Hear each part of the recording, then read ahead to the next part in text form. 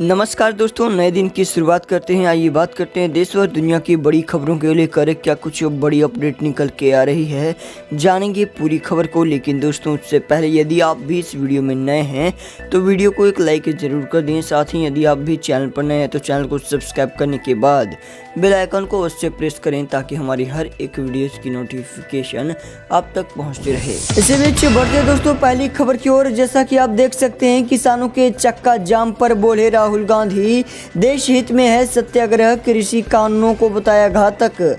आपको बता दें कि कांग्रेस के पूर्व अध्यक्ष राहुल गांधी ने किसान संगठनों के चक्का जाम का समर्थन करते हुए शनिवार को कहा कि अन्नदाताओं का सत्याग्रह देश हित में है और तीनों कृषि कानून राष्ट्र के लिए घातक है। बता दें कि राहुल गांधी ने पेट्रोल डीजल की कीमतों में बढ़ोतरी को लेकर भी केंद्र सरकार पर निशाना साधा। उन्होंने आरोप लगाया, मोदी सरकार ने देश और घर दोनों का बजट बिगाड़ दिया है। बता दें कि कृषि कानूनों के खिलाफ किसानों ने देश भर के कई हिस्सों में शनिवार को चक्का जाम किया। यूपी और उत्तराखंड को छोड़कर देश के बाकी राज्यों में दोपहर 12 बजे से 3 बजे तक ये चक्का जाम बुलाया गया। इस दौरान किसानों ने सड़कों पर जाम लगाया तो कई जगह सड़कों पर सन्नाटा छाया रहा।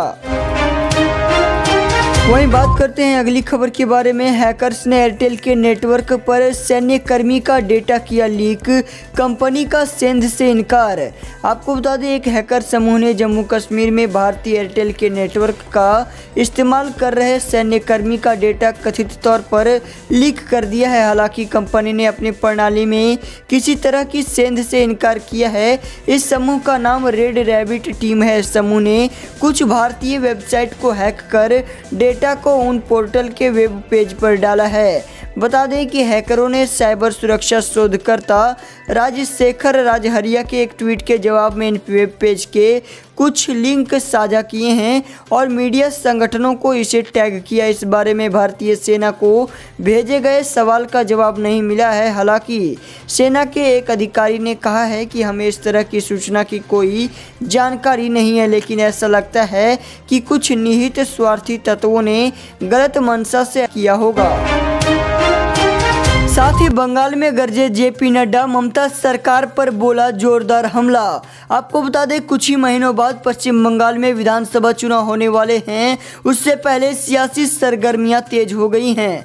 भारतीय जनता पार्टी के राष्ट्रीय अध्यक्ष जेपी नड्डा बंगाल दौरे पर हैं। बंगाल के नदिया इलाके में नड्डा परिवर्तन रैली की शुरुआत करेंगे। वहीं इससे पहले उन्होंने एक जनसभा को संबोधित करते हुए सीएम ममता बनर्जी पर जमकर हमला बोला।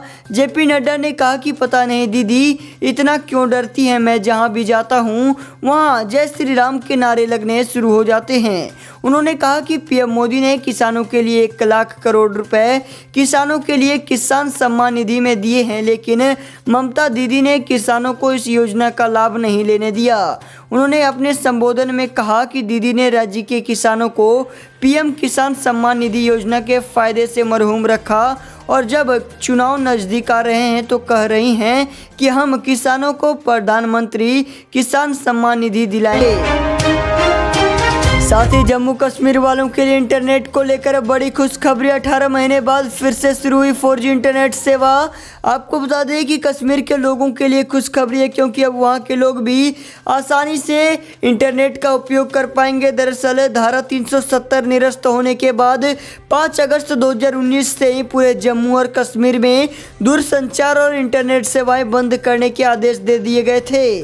प्रशासन ने जम्मू कश्मीर में 4G इंटरनेट की सेवाओं को इस्तेमाल करने की अनुमति अब दे दी है। हालांकि यहां 25 जनवरी से 2G मोबाइल इंटरनेट सेवाएं इस्तेमाल करने की अनुमति मिल चुकी थी। इस बारे में उमर अब्दुल्ला ने ट्वीट कर जानकारी दी। बता दें कि कश्मीर में इंटरनेट सेवाओं को बंद करने को लेकर सुप्रीम कोर्ट ने 10 जनवरी को फैसला सुनाया था। इसी दौरान कोर्ट ने बताया था कि इंटरनेट का इस्तेमाल संविधान के अनुच्छेद 19 के तहत आता है। यह लोगों का मौलिक अधिकार है और मौलिक अधिकार जीने के हक के बराबर ही होता है, इसलिए इंटरनेट बहुत ज़्यादा समय के लिए बंद नहीं किया जा सकता है। साथ ही 7th पे कमीशन को लेकर बड़ी खबर, सरकारी कर्मचारियों की बढ़ेगी सैलरी, मोदी सरकार ने लिया ये अहम फैसला। आपको बता दें, कोरोना वायरस महामारी के दौरान सरकारी कर्मचारियों ने जिस तरह से जिम्मेदारी के साथ अपने कर्तव्यों का निर्वहन किया है, उसे देखते हुए सरकार उन कर्मचारियों के सैलरी को बढ़ाने के लिए सोच रही है।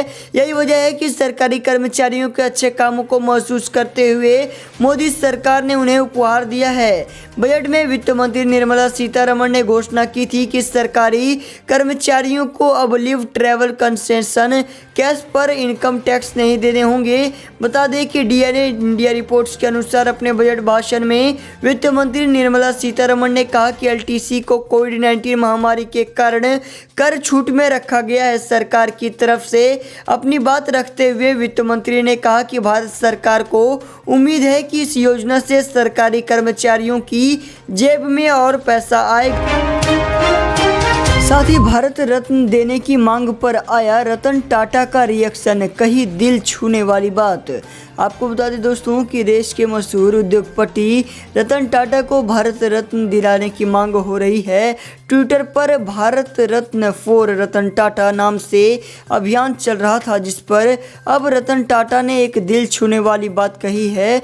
उन्होंने लोगों से इस तरह की अभियानों को बंद करने की अपील की है। बता दें कि रतन टाटा ने ट्वीट करते हुए लिखा है कि सोशल मीडिया के एक वर्ग की ओर से व्यक्त की गई भावनाओं को मैं सम्मान करता हूं।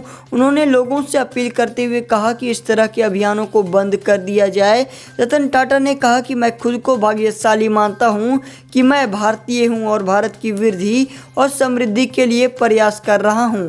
आपको बता दें दोस्तों कि सबसे पहले motivational speaker doctor Vivek Bindra ने एक ट्वीट किया, जिसमें उन्होंने रतन टाटा के लिए भारत रत्न की मांग की। इसके बाद देखते ही देखते लोगों की मांग बढ़ती गई और ट्विटर पर ट्वीट की बाढ़ आ गई। सब लोग ट्विटर पर रतन टाटा को भारत रत्न देने का समर्थन करने लगे, जिसके बाद रतन टाटा और Bharat Ratna for Ratan Tata hashtag top trend में आ गया। बता दें कि उम्र ज़्यादा होने के बावजूद भी रतन टाटा सोशल मीडिया पर काफ़ी सक्रिय हैं। ट्विटर की बात करें तो उनके वहां पर 93 लाख से ज़्यादा फॉलोवर्स हैं। वो अपनी ज़िंदगी से जुड़े कई अनुभव इस प्लेटफॉर्म पर साझा कर चुके हैं। साथ ही सीएम योगी की बड़ी पहल, यूपी के हर मंडल में बनेगा एक सैनिक स्कूल। आपको बता दें, प्रदेश की योगी सरकार छात्रों को सस्ती और गुणवत्ता परक शिक्षा देने के लिए प्रतिबद्धता से काम कर रही है। खासकर छात्रों में शुरुआत से ही देशभक्ति की भावना जागृत करने के लिए मुख्यमंत्री ने मंडल स्तर पर सैनिक स्कूल बनाए जाने के लिए केंद्र सरकार को प्रस्ताव भेजा है। अभी प्रदेश के मैनपुरी समेत 3 जिलों में सैनिक स्कूल संचालित किए जा रहे हैं। बता दें कि रक्षा मंत्रालय की ओर से पूरे देश में 31 सैनिक स्कूल संचालित किए जाते हैं। यूपी में 3 सैनिक स्कूलों का संचालन किया जा रहा है। यूपी में अमेठी, झांसी, मैनपुरी में सैनिक स्कूल संचालित हो रहे हैं, जबकि बागपत में सैनिक स्कूल का निर्माण प्रस्तावित है। इसी बीच बिहार में शराबबंदी पर बड़ा फैसला, अब प्रशासन हुआ सख्त, होगी कड़ी कार्रवाई। आपको बता दें, बिहार से इस वक्त की बड़ी खबर सामने आ रही है। राजधानी पटना में शराबबंदी को और सख्ती से लागू कराने के लिए एक बड़ा फैसला किया गया है। दरअसल अब यहां पर अगर किसी मकान या फिर दुकान से शराब बरामद होती है तो मकान और दुकान दोनों को जब्त कर लिया जाएगा।